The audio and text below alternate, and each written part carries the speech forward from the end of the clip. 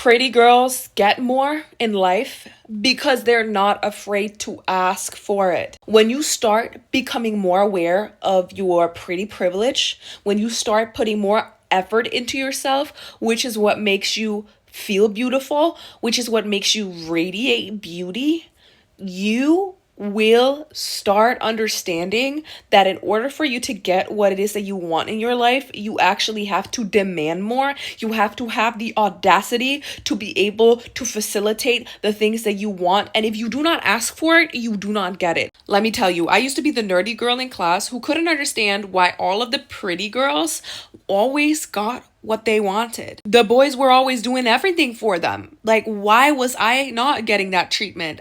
I was really, really smart. Like, I was doing my homework and I was getting A plus. Why am I not getting that treatment? Supposedly, I'm supposed to get that treatment because I'm doing everything right. Well, you know what pretty girls understand? It's not about getting everything right. It's not about being perfect. It's not about being a star citizen who does everything to a T. No, it's about having the audacity to ask for it like you deserve it every single day. And the reason why a lot of the times we don't understand why it's always the pretty girls who get everything that they want. Why is it always that the pretty girls get more of everything? It's because when you become more pretty, because you put more energy and effort into yourself, you also start realizing that you will never be able to get anything in your life if you do not become clear and open about the fact that you want it. Because when you become beautiful, everyone is looking at you. Everyone's like, oh, she's gorgeous, she's amazing. And you know what people understand? They understand that in order to be in your company, they have to offer something. Even the most toxic man understands that in order for him to be around a beautiful woman, especially when it's a beautiful woman that's worked on herself and who's becoming smarter and becoming more aware of her own power, they understand that they need to offer something in order for them to be able to be in your company. So you can actually demand more, and you should, because if you do not demand more, people will literally take everything that you have. They will take the power of your beauty. They will not give you anything, they'll just take from you. And then you'll end up becoming resentful. You'll end up feeling less beautiful than you are right now. You'll end up feeling like everyone's against you and the whole world is literally your enemy. And that's how you end up with a victim complex. And a victim complex will set you back so much. Sometimes we need to go through it, but sometimes it's also better to avoid having to go back into a victim complex, okay? You have to start demanding more when you become more beautiful, because if not, people are going to think that you are naive, and people are actually going to think that you do not understand the power of your beauty,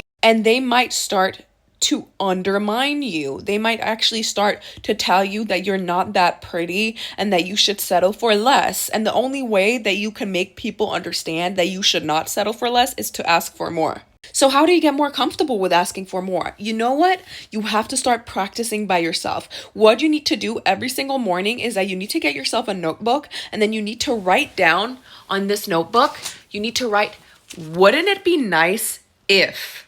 And then around this little cloud in the middle, you write everything that you want in your life. It can be materialistic, it can be relationship wise, it can be anything that you want.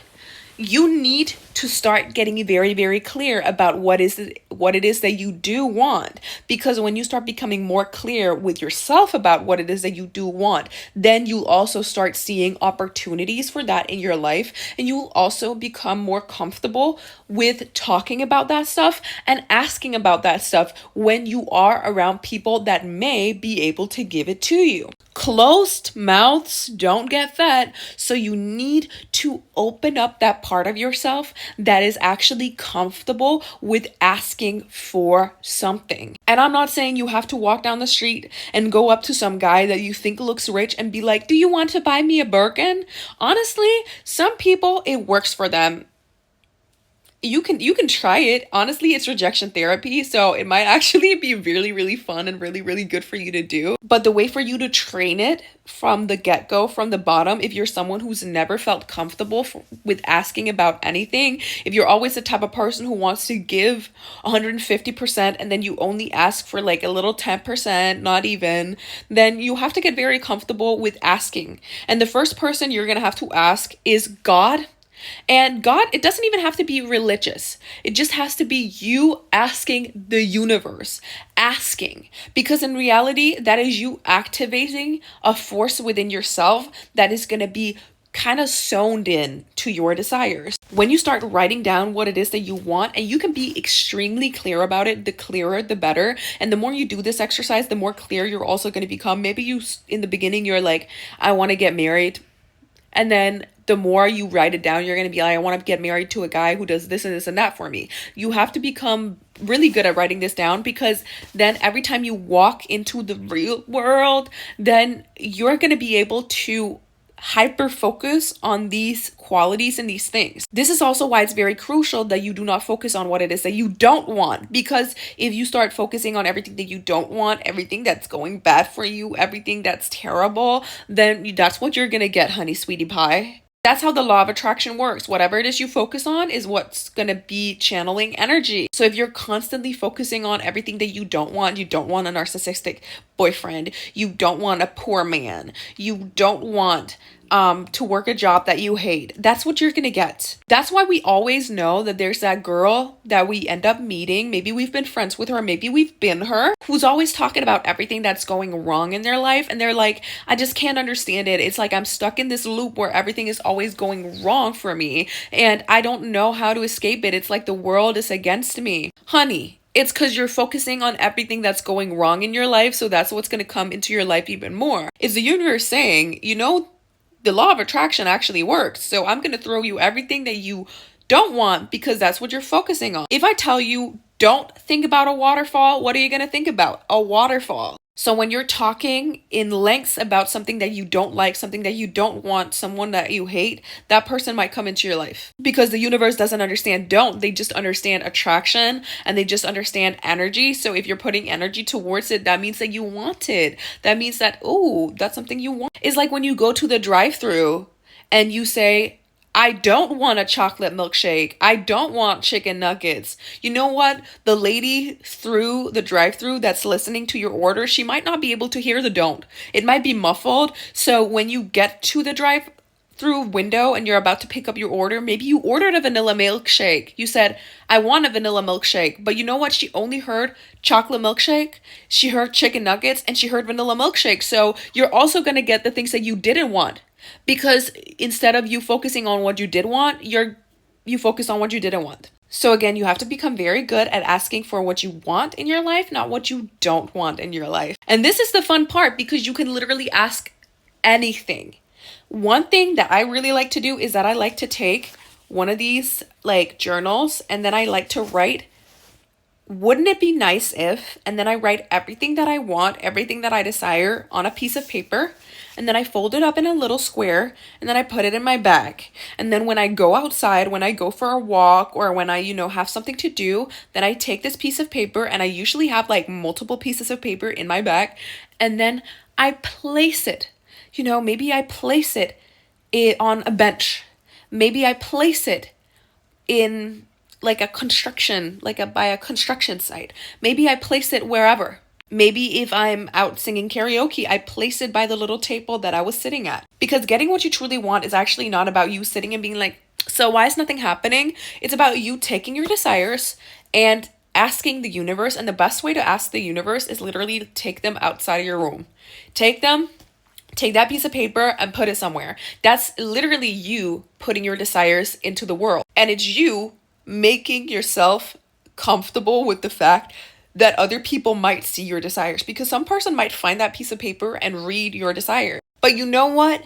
You're so far away from that scene now that you couldn't care less if that person who finds your desires, maybe you want a Birkin bag and you write that on a piece of paper, they're going to be like, ooh, why does this person want a Birkin bag? Doesn't matter.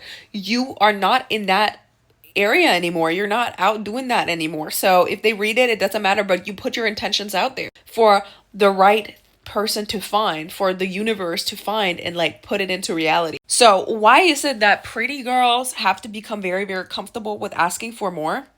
Is because people want more from them when they see the value that they hold, because beauty is currency. And if you do not understand that beauty is currency, it's because society has been feeding you a lie that brains matter more than beauty and that beauty doesn't matter. But the thing is, women naturally gravitate towards beauty. Men, for that sake as well, women naturally gravitate towards making something of themselves, taking care of themselves, doing something about their hair, doing their makeup, making themselves feel good, look good. It's natural. And being beautiful doesn't mean you have to be a Victoria's Secret model. Being beautiful just has to do with you recycling your energy into yourself. That's what feminine energy is all about. It's about you protecting your energy so that your energy may grow in the company of yourself.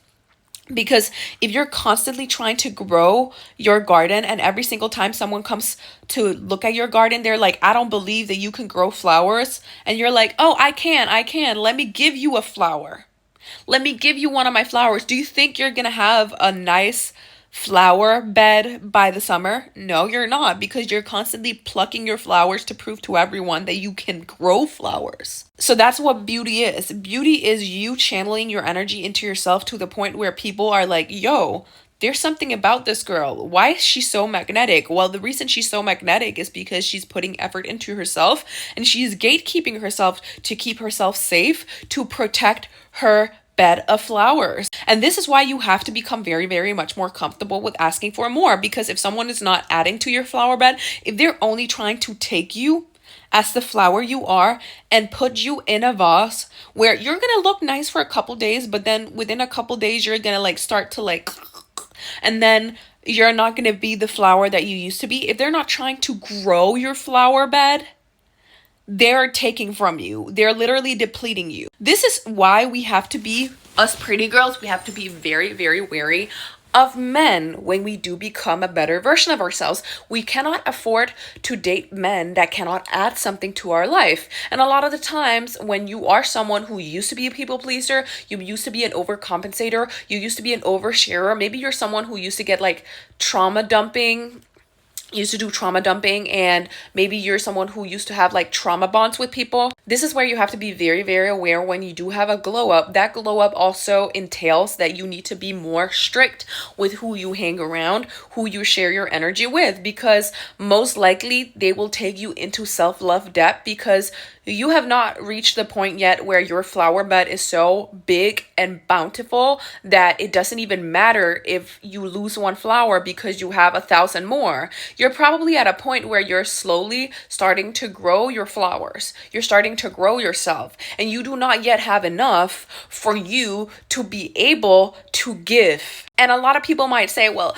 then it sounds like you're a selfish woman. You know what? If you want to be a woman who's not resentful in the long run, which has happened to a lot of our moms, if you're not going to be a resentful woman, then you have to pour energy into yourself and you have to be selfish for a little while. You have to be the type of woman that people say are immoral, they're selfish, they're mean. They might even say that you're narcissistic. Especially the broke men are going to say that you're narcissistic. They're going to say that you're mean. They're going to say that you're someone who doesn't care about the well-being of men. But the thing is, these men are only here to actually take from you. If a man is saying, well, what about the broke men? Don't they deserve love? This guy has to do a lot of self-work, honey. This guy has to do a lot of self-work. You can't be his nanny, because you know what's going to happen? You're going to end up becoming resentful because you're like, why? I'm being so nice. I'm being such a good girl. Why is this person not giving me more? And why is the universe not rewarding me for being a nice person? Because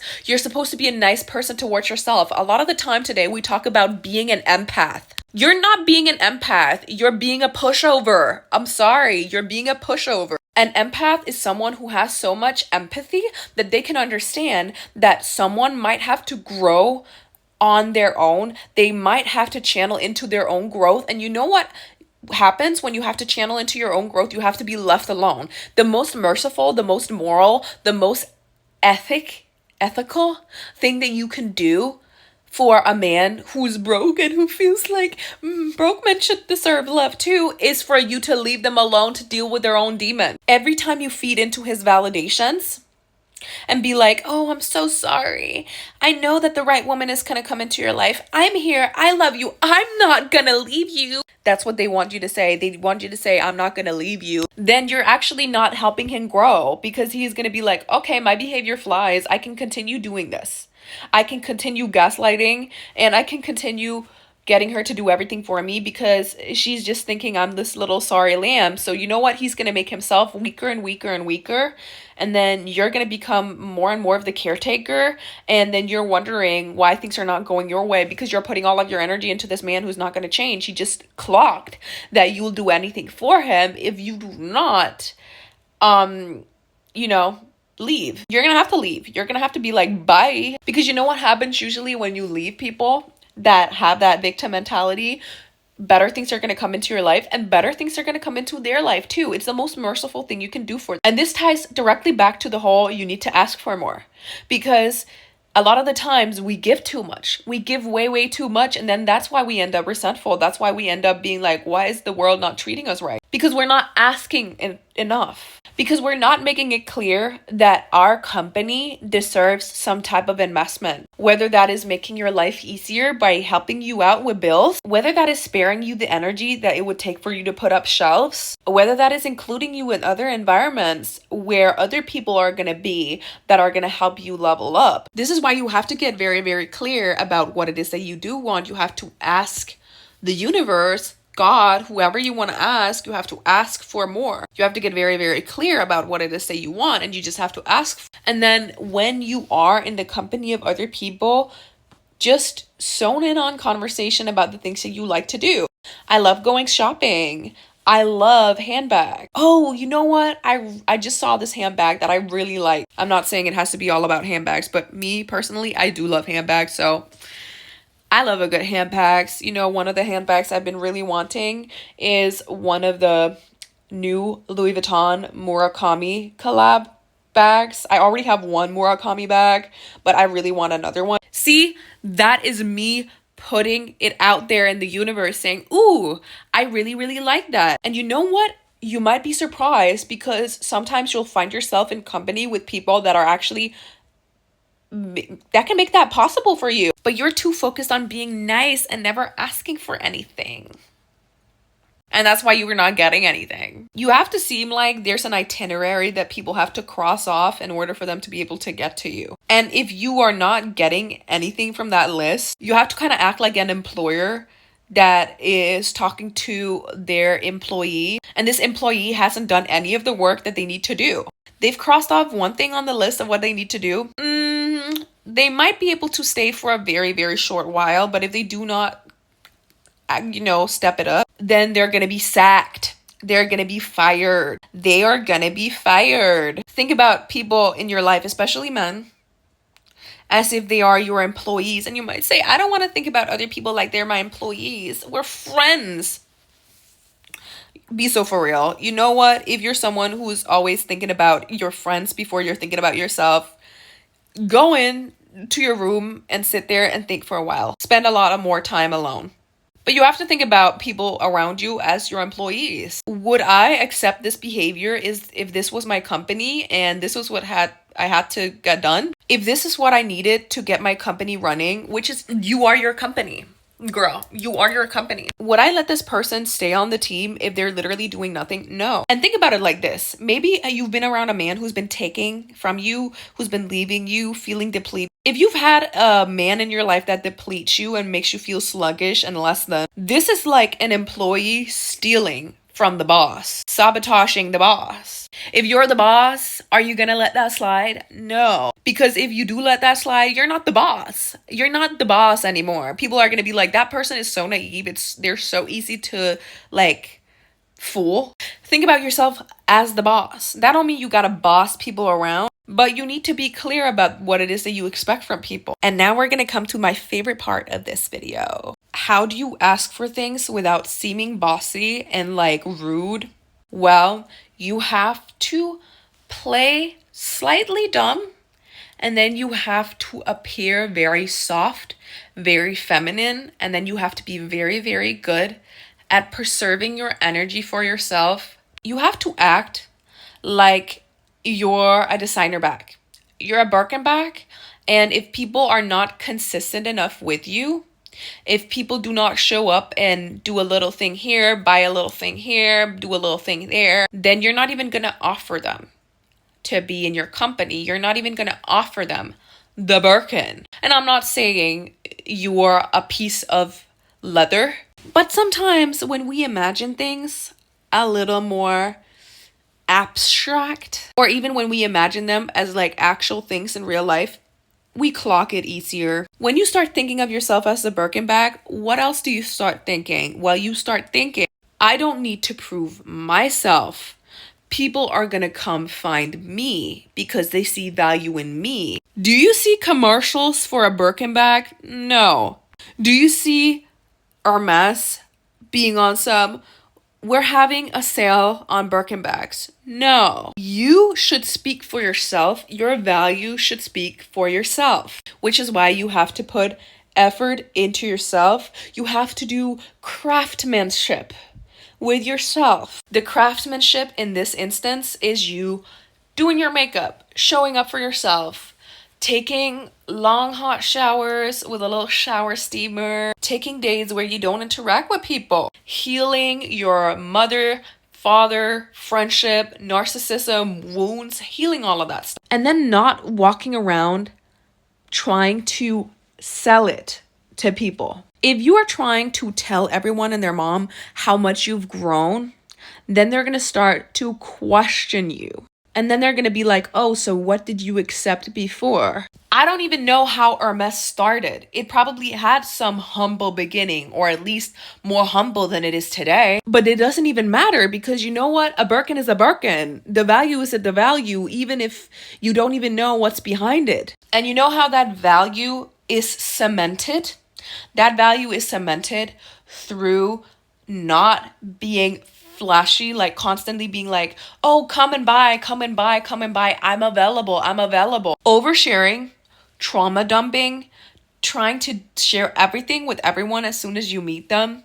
That is you literally depreciating yourself in value. And I'm not saying you can't be honest with people. That's not what I'm saying. But if you're trying to be able to ask for more, you have to protect your femininity. And protecting your femininity means that you have to be more proactive with who you share what with. Because if you share too much, then you're going to be feeling like you have to be around that person to monitor them. You feel like you have to control how people act around you because you reveal too much, and now you're trying to control the storm. There's no reason for you having to control that. You are the storm. They don't know when they can expect you or not, and they don't know what you're gonna bring. That's why you can ask for more, because people haven't figured out all of your cards, and they know in order for them to figure out more about you, they need to facilitate more. This is why if you're a pretty girl and you're neurodivergent, because I'm a neurodivergent myself, yay! It is actually a very, very good idea to understand the power that you hold and how you can be more strategic when it comes to getting people to do more for you, to getting more accommodation. I used to be the type of person, I was burned out all the time, but I'm also the type of person, I used to always be an oversharer. And it actually drained me because now I was revealing too much of my power, which is why when I'm around people and I meet new people, I don't tell them that I am neurodivergent, because it doesn't make sense for me to show that that's my superpower, because people are going to feel like they have an upper leg on me when they know something about me, and they might use that against me. Or they might have a certain perception of me that is less than. I'm sorry to have to say it like that, but when you're neurodivergent, a lot of people don't understand what that means. And the only perception that they have of that is that it is something negative, it is something bad, and it is something that you're going to complain about. So instead of them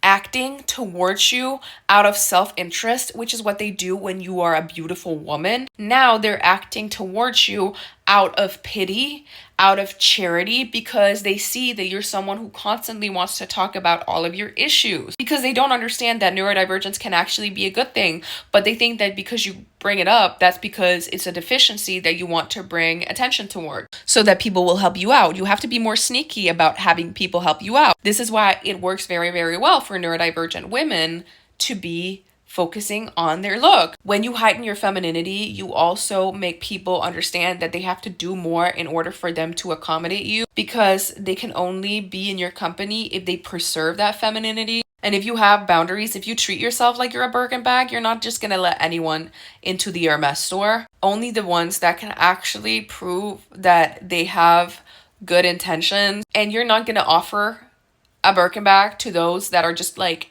looking in the store and just leaving. Like, they're not going to get offered a Birkin. They're not going to get offered access to you if they're just there to waste your time, if they're just there to waste the Hermes store employee's time. You have to think about yourself as a princess who has to pick who she wants to marry, not the other way around. He's not picking her, she's picking them. As a princess, your duty is to take care of your hair, is to make sure that you look good, it's to make sure you sleep. It's not to make sure that you're chasing people to get the accommodation you need. You're going to have to give yourself the accommodation that you need, and you're going to have to look like you already get the accommodation that you want. And this honestly goes for women in general. This is why pretty privilege is such a powerful thing, and why it's important not to sleep on it. And again, I'm not saying you have to look like a Victoria's Secret model. You just have to be aware of when you put effort into yourself, the world actually puts more effort into you. It wants to accommodate you more because it can see that the only way it's going to be able to have you in its company is if it facilitates more for you. So you can actually get very, very good at asking for more with just how you present yourself.